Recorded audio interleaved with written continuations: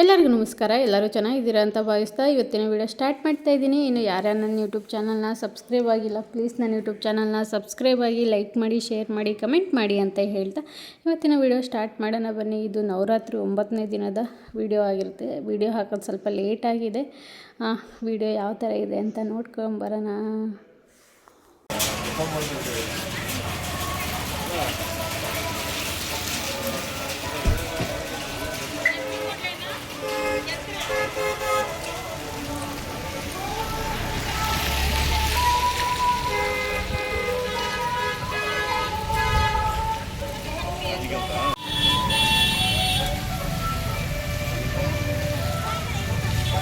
ಇಲ್ಲೇ ಬಾಕ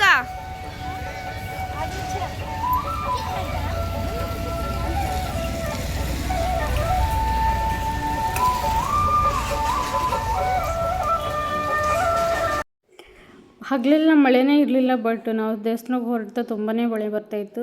ನನ್ನ ಮಗ ಕಿತಪತಿ ನನ್ನ ಮಗ ಕರ್ಕೊಂಡು ಹೋಗೋದು ಈ ಮಳೆಯಲ್ಲಪ್ಪ ಅಂತ ಯೋಚನೆ ಆಗ್ತಾಯಿತ್ತು. ಹಾಗಾಗಿ ಛತ್ರಿ ಇಟ್ಕೊಂಡು ಇನ್ನೇನು ಮಾಡೋಕ್ಕಾಗಲ್ಲ, ಹೋಗಬೇಕು ಅಂತ ಡಿಸೈಡ್ ಮಾಡಾಗಿದೆ. ಹೋಗಬೇಕು ಅಂತ ಅವನಿಗೆ ಕರ್ಕೊಂಡು ಹೋದ್ವಿ. ನಾನು ಮತ್ತು ಕೀರ್ತನ, ಅವಳು ಬಂದಳು, ಆಗ ನಾನು ಬರ್ತೀನಿ ಬರ್ರಿ ಅಂತ ಅವಳು ಹೇಳಿದ್ಲು. ಹಾಗಾಗಿ ಹೋಗಿದ್ವಿ. ಮಳೆ ಅಂದರೆ ಮಳೆ ತುಂಬಾ ಚೆನ್ನಾಗಿತ್ತು. ಮಳೆಯಲ್ಲೂ ದೇವ್ರ ದರ್ಶನ ತುಂಬಾ ಚೆನ್ನಾಗಿತ್ತು. ಮತ್ತು ಈ ನಾರ್ಮಲಾಗಿ ನವರಾತ್ರಿಗಳಲ್ಲೆಲ್ಲ ದೇವಸ್ಥಾನ ಹೆಂಗಿರುತ್ತೆ ಅಂತ ನಿಮಗೆ ಗೊತ್ತಿರುತ್ತೆ.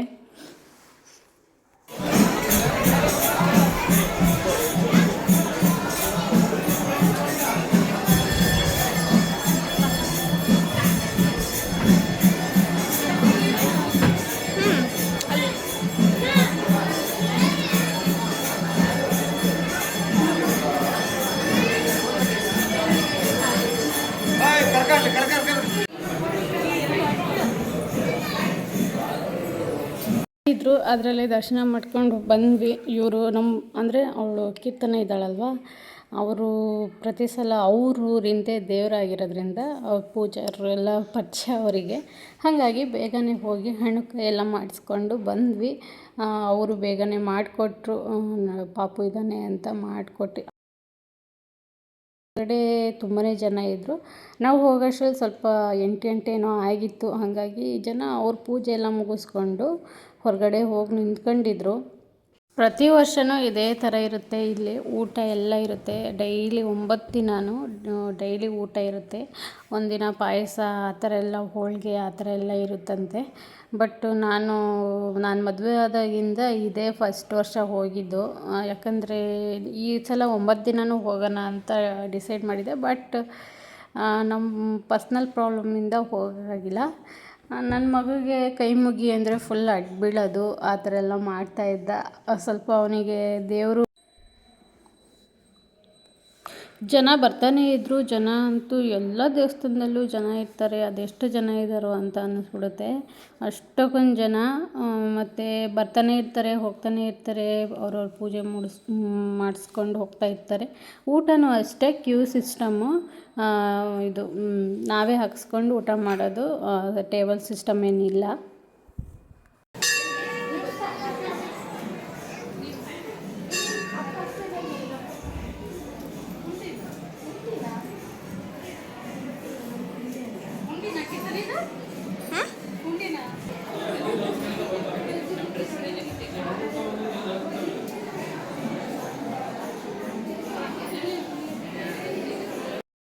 ಇಲ್ಲಿ 5-6 ದೇವರು ಇರೋದ್ರಿಂದ ಎಲ್ಲರಿಗೂ ಅಲಂಕಾರ ಮಾಡಿದ್ದಾರೆ. ಮತ್ತು ಅವ್ರದ್ದೇ ಆದ ಗರ್ಭಗುಡಿ ಮಾಡಿದ್ದಾರೆ. ದೇವರು ಯಾವುದ್ಯಾವುದು ಅಂತ ಅಷ್ಟು ಗೊತ್ತಿಲ್ಲ, ನನಗಿರೋ ಅಷ್ಟು ನಾನು ಹೇಳ್ತೀನಿ. ಅಂತರಘಟ್ಟಮ್ಮ ಅಂತ ದೇವರೊಂದು, ಕೆಂಚಮ್ಮ ದೇವಿ, ಬಂಡಿ ಬಡ್ಡಾರದಮ್ಮ ದೇವಿ ಅಂತ, ಮೈಲಮ್ಮ ದೇವಿ ಬೊಮ್ಮನಕಟ್ಟೆ. ಯಾರಾದರೂ ನೋಡಿಲ್ಲ ಅಂದರೆ ತುಂಬಾ ಚೆನ್ನಾಗಿದೆ ದೇವಸ್ಥಾನ. ಹೋಗಿ ಒಂದು ಸಲ ವಿಸಿಟ್ ಮಾಡಿ ಬನ್ನಿ. ನಮ್ಮ ಶಿವಮೊಗ್ಗದಲ್ಲಿ ಅಂದರೆ ಈ ದೇವಸ್ಥಾನ ತುಂಬಾ ಫೇಮಸ್ಸು. ಬೊಮ್ಮನಕಟ್ಟೆ ದೇವಸ್ಥಾನ ಅಂದರೆ ಎಲ್ರಿಗೂ ಗೊತ್ತಿರುತ್ತೆ. ಆಲ್ಮೋಸ್ಟು ಶಿವಮೊಗ್ಗದಲ್ಲಿ ಯಾರ್ಯಾರು ಇರ್ತೀರ ಎಲ್ರಿಗೂ ಗೊತ್ತಿರುತ್ತೆ ಅವರಿಗೆಲ್ಲ. ಯಾರಾದರೂ ನೋಡಿಲ್ಲ ಅಂದರೆ ಒಂದು ಸಲ ಹೋಗಿ ನೋಡಿ, ತುಂಬಾ ಚೆನ್ನಾಗಿದೆ. ಅದು ನವರಾತ್ರಿಗಳಲ್ಲಂತೂ ತುಂಬಾ ಅಲಂಕಾರ ಮಾಡಿರ್ತಾರೆ. ತುಂಬಾ ಚೆನ್ನಾಗಿದೆ ದೇವಸ್ಥಾನ.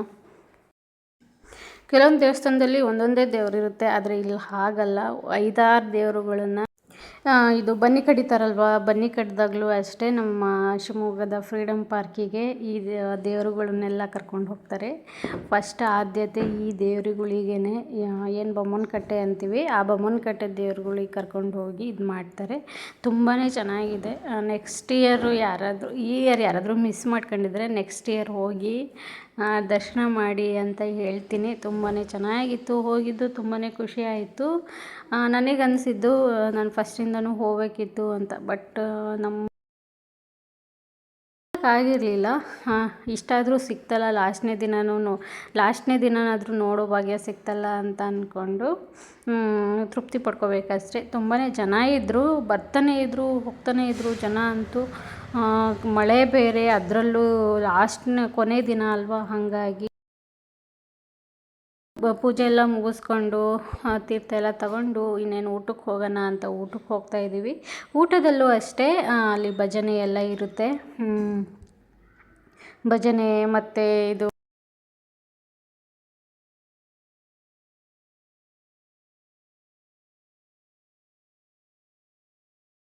ಮಳೆ ಬರ್ತಿರೋದ್ರಿಂದ ನಿಂತ್ಕೊಳ್ಳೋ ಆಗಿಲ್ಲ ಅಂತ ನಾವು ಊಟಕ್ಕೆ ಹೊರಟ್ವಿ. ಇದು ಏನು ನೋಡ್ತಿದ್ದೀರಾ ಲೈಟಿಂಗ್ಸು, ಇದು ದೇವಸ್ಥಾನ ಫ್ರಂಟಿಂದ ತೆಗ್ದಿರೋದು. ಆ್ಯಕ್ಚುಲಿ ಹೇಳಬೇಕಂದ್ರೆ ದೇವಸ್ಥಾನದ್ದು ಫ್ರಂಟ್ ವ್ಯೂ ಇದು.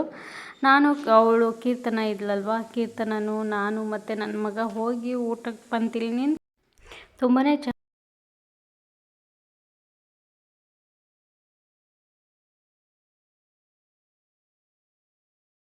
ಬಟ್ ಅದು ತುಂಬ ಚೆನ್ನಾಗಿತ್ತು. ಮತ್ತು ನನ್ನ ಮಗನೂ ಖುಷಿಪಟ್ಟ. ಅಲ್ಲ ಬಂಗಾರಿ, ಪ್ರಸಾದ ಎಲ್ಲ ತುಂಬಾ ಚೆನ್ನಾಗಿತ್ತು. ಮಳೆ ಬೇರೆ ಬರ್ತಾಯಿತ್ತು, ಊಟಕ್ಕೆ ಬೇರೆ ಜನ ಹೋಗ್ತಾಯಿತ್ತು.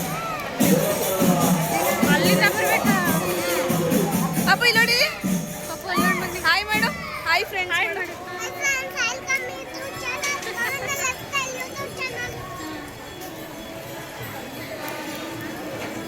ನೋಡಿ ಎಂತ ಸಾಹಸ ಮಾಡ್ತಾರೆ. ಅಲ್ಲಿ ನೋಡೋದು ಭಗೀರಥ.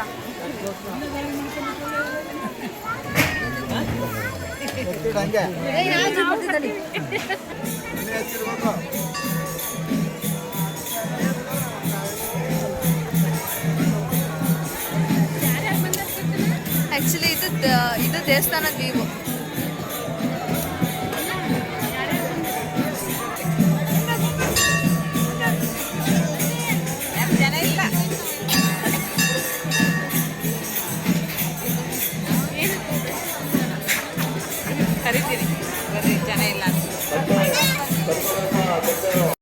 ಇದೇನು ನೋಡ್ತಾ ಇದ್ದೀರಾ, ಇದು ದೇವಸ್ಥಾನದ ಫ್ರಂಟ್ ವ್ಯೂ.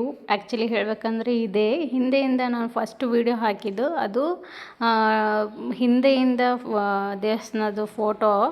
ಇದು ಆ್ಯಕ್ಚುಲಿ ಫ್ರಂಟ್ ವ್ಯೂ ಆಗಿರುತ್ತೆ.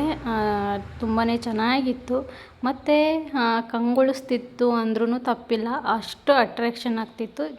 ಹಾಗೆ ಜನನೂ ಇದ್ದರು, ಕ್ಯೂನಲ್ಲಿ ನಿಂತಿದ್ದರು ಊಟಕ್ಕೋಸ್ಕರ. ನಾವು ಹೋಗಿ ಅವ್ರ ಜೊತೆ ಜಾಯ್ನ್ ಆದ್ವಿ. ಇಲ್ಲಿ ಭಜನೆನೂ ಹಾಕ್ತಾಯಿದ್ರು. ಅಕ್ಕ, ಭಜನೆನ ಮ್ಯೂಟ್ ಮಾಡಬೇಡ, ಹಾಗೆ ಹಾಕು, ವಾಯ್ಸ್ ಓವರ್ ಕೊಡ್ಬೇಡ, ಹಾಗೆ ರಿಯಲಾಗಿ ಹಾಕು ಅಂತ ಹೇಳಿದ್ಲು.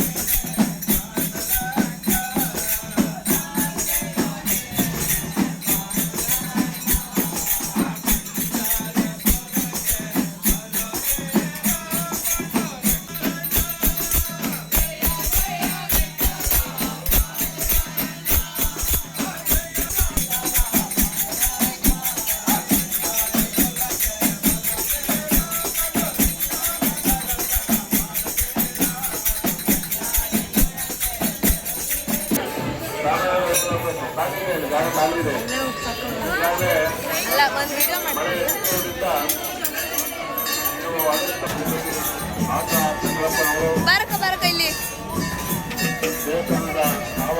ಹೋಗ್ಬೇಕ.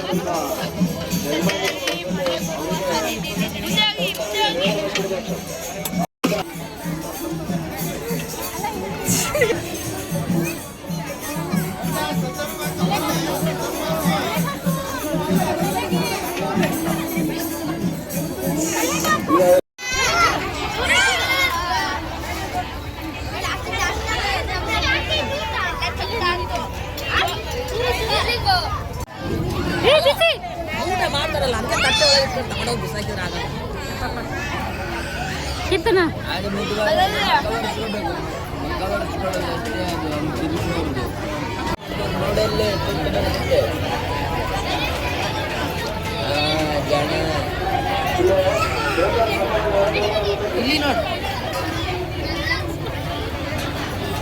ಅಲ್ಲೋಡು ಅಂಕಲ್ ನೋಡು.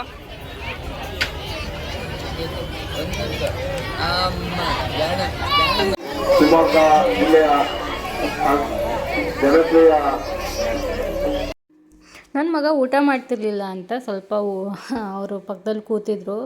ಅವ್ರು ಯಾರೋ ಅಂಕಲ್ ಅವ್ರು ಹೆದರಿಸಿದ್ರು ಪಾಪ. ಅವರು ಅಂದರೆ ಕೆಲವ್ರಿಗೆ ಒಂದೊಂದು ಥರ ಅನಿಸುತ್ತೆ. ಕೆಲವರು ಡ್ರಿಂಕ್ಸ್ ಮಾಡಿರೋನ್ನ ಮಾತಾಡ್ಸಲ್ಲ, ಕೆಲವರು ಆ ಥರ ಎಲ್ಲ ಇರುತ್ತೆ.